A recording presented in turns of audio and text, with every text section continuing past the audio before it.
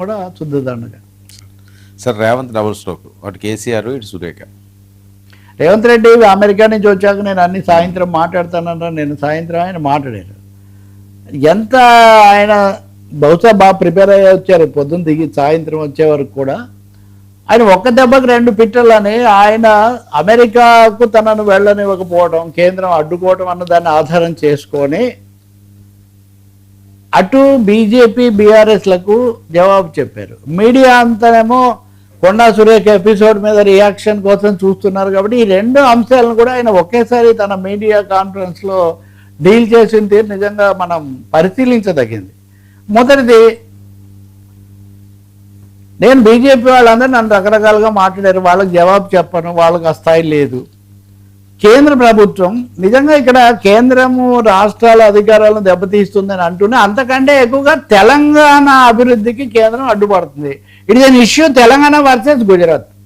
మోదీకి ఎంతసేపటికి గుజరాతే కావాలా, గుజరాత్కి ప్రధానమంత్రి అయినా.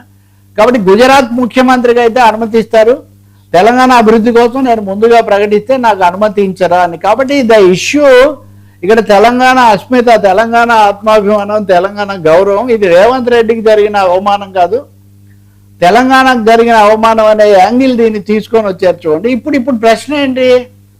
ఇప్పుడు ప్రత్యర్థులు ఏదైనా నెగిటివ్గా మాట్లాడితే తెలంగాణ కాదా, తెలంగాణ ముఖ్యమంత్రిని నేను కాంగ్రెస్ ముఖ్యమంత్రిని లేకపోతే ఇంకోటి కాదు.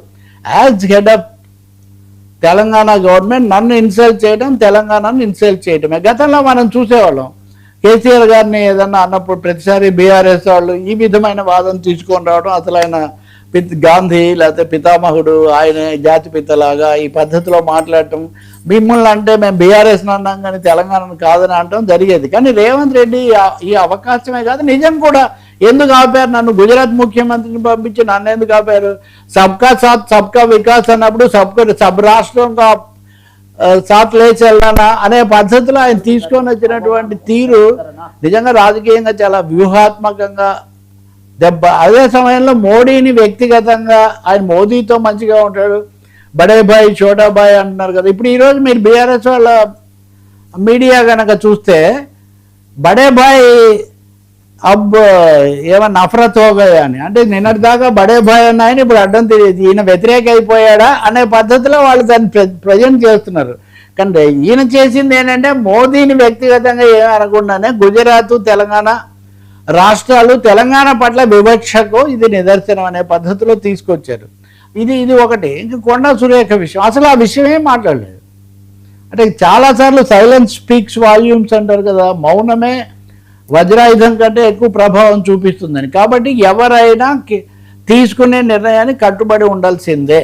నేనైనా మీరైనా ఎవరైనా ఆ కమిటీ ఏఐసిసి తీసుకునే నిర్ణయాన్ని కట్టుబడి ఉండాల్సిందే అని చెప్పేశారు. అంటే చాలా ఖచ్చితమైన నిర్ణయం ఏదో తీసుకోబోతున్నామని. రేవంత్ రెడ్డి ఖచ్చితంగా కొంత సమాచారం వాళ్ళ వైఖరి మీద ఉంది. మల్లికార్జున్ ఖర్గే చెప్పడం కానీ, మహేష్ గౌడ్ చెప్పింది కానీ, లేకపోతే పిసిసి క్రమశిక్షణా సంఘం తరఫున మల్లు రవి చెప్పింది కానీ.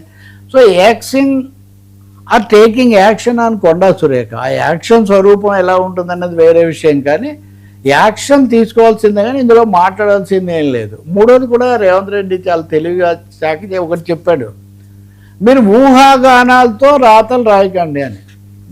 చాలామంది చర్చలు చేశారు కదా, అంటే రేవంత్ రెడ్డిని దించేయాలి, ఆ ప్రస్తావన వచ్చింది ఒక పత్రికలో, మీకు ఇష్టం లేకపోతే తగ్గించేయండి లేకపోతే ఇది చేయండి, ఊహాగానాలతో మీరు వార్తలు రాయకండి, మేము మా ప్రభుత్వాన్ని ముందుకు తీసుకుపోతాం అని రేవంత్ రెడ్డి నిన్న ఒక విధంగా చెప్పాలంటే మామూలుగా ఉండే దూకుడు, ప్రత్యర్థుల మీద విరుచుకుపడడం కాకుండా వ్యూహాత్మకంగా చాలా ఆచితూచి మాట్లాడాడని చెప్పాలి. ప్రత్యర్థులను ఫిక్స్ చేయటం అనే చక్రబంధంలో పెట్టడం అనే దాంతో ఆయన మాట్లాడారు. అదే సమయంలో రామచంద్రరావు బీజేపీ ఆయన నిరాహార దీక్ష కూడా చేస్తున్నారు నిన్న. సో బీజేపీ వాళ్ళని నేనేమి ఖాతరు చేయట్లేదు అని ఒక మెసేజ్. సో వెరీ ఇంపార్టెంట్, ఇది రాష్ట్రాల హక్కుల మీద దాడి అనే మాట కూడా ఆయన చెప్పారు సార్. కాబట్టి ఇక మీద రేవంత్ రెడ్డి స్టైల్కు నిన్న జరిగింది ఒక సంకేతం కావచ్చు. బహుశా ఇంకా రోజు కేసీఆర్ మీద కేటీఆర్ మీద అని దానికంటే అంతకంటే విస్తృతంగా తెలంగాణ అంతటికి తెలంగాణ ప్రయోజనాలు, కేంద్రంతో పోరాటం, దీన్ని ముందుకు తెచ్చే అవకాశం ఎక్కువ కనిపిస్తుంది. ఈ పోరాటానికి కొండా సురేఖ లాంటి వాళ్ళు ఇలా మాట్లాడడం అనైక్యత నాకు ఆటంకం అవుతుంది కాబట్టి నేను మంత్రివర్గాన్ని మార్చేస్తాను అనే దానికి కూడా ఒక అనుమతి తెచ్చుకునే అవకాశం ఉంది. సార్ కోర్టులో కానీ ఇంకొక చివరి లాస్ట్ పార్ట్ రోజు మనం మాట్లాడుతున్నాం, ఈయన ఇవన్నీ మాట్లాడుతున్నప్పుడు పొంగులేటి శ్రీనివాసరెడ్డి ఆయన 22A మీద అడ్డం తిరగడం నిన్న చాలా ఆశ్చర్యం కలిగిస్తుంది.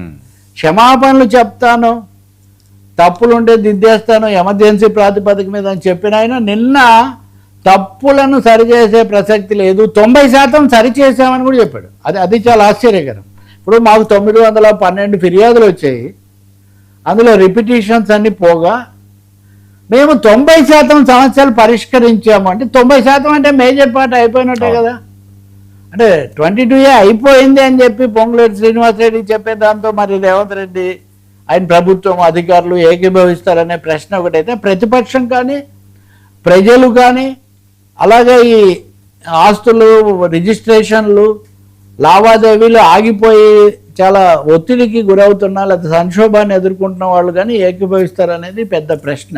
కానీ పొంగులేటి ఈ సమయంలో వోల్ట్ ఆఫ్ ఫేస్ యూటర్న్ ఎందుకు మాట్లాడుతున్నారు, దాని వెనుక ఉన్న రాజకీయం ఏంటి, లేకపోతే నిజంగానే కొత్తగా ఇంకొక రౌండ్ దాడి ఏమన్నా మొదలవుతుందా, దాడి అంటే వేట అన్నవన్నీ ప్రశ్నలు. కొంతమందిని ఆయన ప్రత్యేకించి కొన్ని ఉదాహరణలు, కొన్ని స్థలాలు, అక్కడ ఎన్ని ఎకరాలు ఉన్నాయి ఇవన్నీ కూడా చెప్తున్నాడు.